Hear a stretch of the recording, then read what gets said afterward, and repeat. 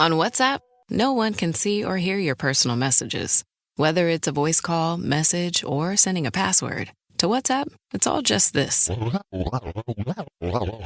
So whether you're sharing the streaming password in the family chat or trading those late-night voice messages that could basically become a podcast, your personal messages stay between you, your friends, and your family. No one else.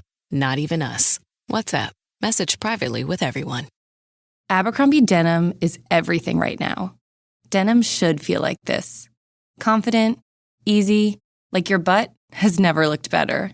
If you didn't know, Abercrombie's Curve Love denim went viral in 2019 for eliminating waist gap, and it's still a game changer.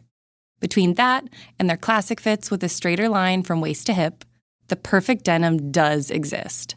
Shop Abercrombie denim in the app, online, and in store. This is Optimal Work Daily. 8 side hustle lessons from Spain and Portugal. The obligatory What I Learned on My Vacation post by Nick Loper of SideHustleNation.com. Bryn and I just got back from a couple weeks in Spain and Portugal. We had a great time exploring the sights, trying the food and wine, and playing digital nomad a bit. Exposure to different cultures always triggers some new creative thoughts or ideas, and so here are a few of my notes from the trip. 1. It's okay to be under construction. One of the highlights of the trip for me was the Sagrada Familia Cathedral in Barcelona. Construction began on this building more than 125 years ago, and they're still working on it today. It reminded me of when I hear clients and colleagues say things like, "My website is almost done." In truth, your work is never really done. Your business, whether online or otherwise, will always be in a state of evolution and construction. I first realized that distinction after the first version of my shoe site was built.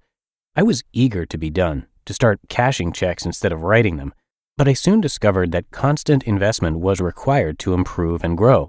Over the years, I probably spent 10x the initial construction cost in add-on features and remodels. 2. Speak your customer's language. Traveling to a new country without knowing the language is intimidating for me. Thankfully, my Spanish is functional enough to get by, but I was completely useless in Portugal. The funny thing is, I was much more useless in Japan, Vietnam, and Thailand last year. At least Portuguese looks similar to Spanish in writing, and we got by just fine in Asia with smiles and hand gestures. But in Madrid, we met some other travelers who were intimidated by the language barrier in Spain, who were handcuffed to the restaurants with English menus and the places in the guidebook. Those restaurants do a booming business catering to English-speaking tourists just by speaking their language. Are they the best food or the best value in town? Probably not, but they command a premium because they're easy to do business with. In terms of your side hustle, are you selling what your customers are looking for? This is easy to know in online business when you can get detailed data on keyword search terms. For instance, if you're selling integrated marketing solutions but customers are looking for increased blog traffic, you'll be better off changing your messaging. On my shoe site, I had a category called Western Boots for a while until I discovered that cowboy boots was a more popular search term. So I changed the category to better speak my customer's language. 3. Build on what you already have. A common theme in Spain and Portugal is building on top of what's already there. You'll find towering Gothic cathedrals built on top of mosques, which were built on top of medieval chapels, which were built on top of tiny Roman churches. Starting completely from scratch is inefficient and probably unnecessary. In your side hustle, it may seem like you're starting at zero, but I would argue your lifetime of experience up to this point is a pretty serious foundation to build on. What do you know about? What problems can you help solve for other people? Who do you already know? Consider the case of Fizzle, the online business membership community. Fizzle was built out of Corbett Barr's popular Think Traffic blog, which was built out of his own consulting experience in helping people generate more traffic for their websites. With each new layer, the scope and reach has expanded, but he never had to start completely from scratch. 4. Be defensible. The idea of building a wall around a city seems kind of quaint these days, right? Can you imagine if New York or San Francisco decided to build a wall? But a few hundred years ago, a tall stone barrier was a viable means of protection and defense. Now, the parallel is to think about what kind of metaphorical walls can you build around your business to protect it from competitors. 5. Think like a church. In every town we visited, the oldest and most important buildings were the churches. Even in the tiniest settlements, there would be at least a couple churches, which reminded me of the power of building a following of people who believe what you believe. This is an incredibly powerful and long-lasting idea. The Catholic Church has more than 1.2 billion members. That's billion with a B.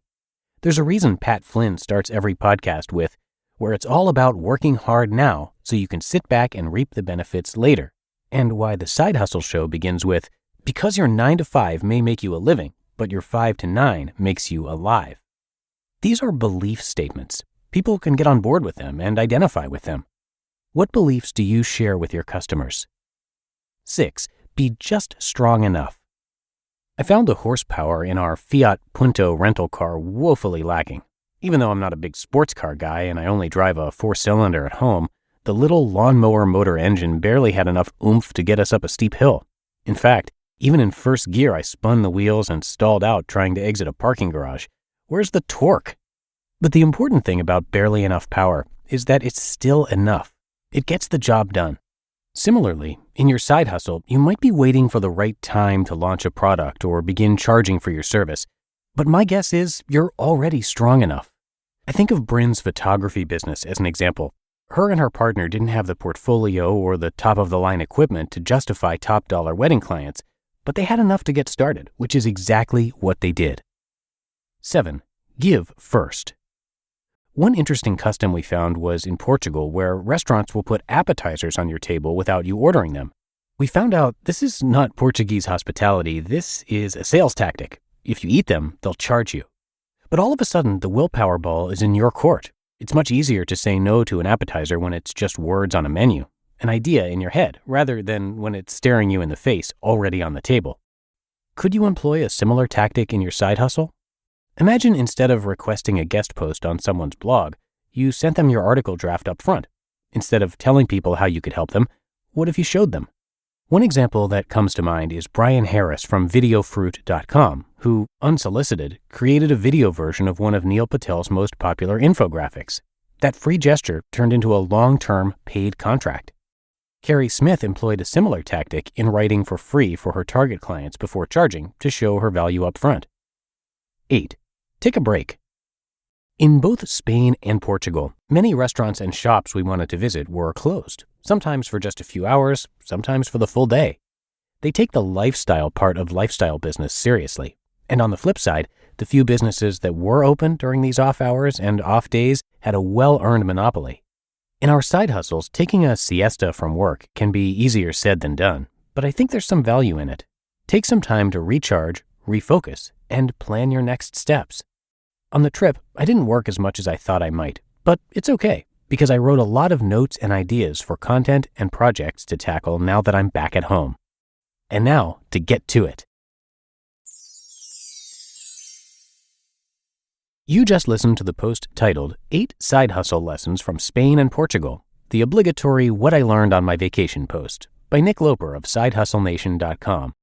Does it ever feel like you're a marketing professional just speaking into the void?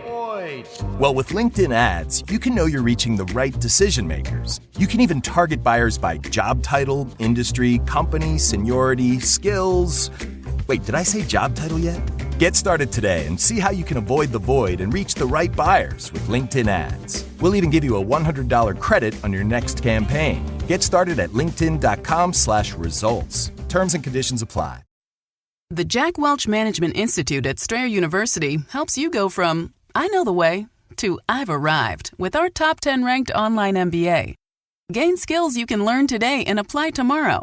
Get ready to go from make it happen to made it happen and keep striving. Visit strayer.edu/Jack Welch MBA to learn more. Strayer University is certified to operate in Virginia by Chev and has many campuses, including at 2121 15th Street North in Arlington, Virginia. And thanks so much to Nick. He used to work full-time for a giant corporation, but he built his business during nights and weekends. And as he alluded to in this post, he's also the host of his very own podcast, The Side Hustle Show.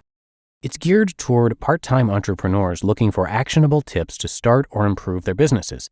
It is a great podcast, one of our favorites, and usually in the top charts of business in Apple Podcasts. Definitely worth your time to check it out. And the blog is great too, of course. You can come by SideHustleNation.com for a lot more.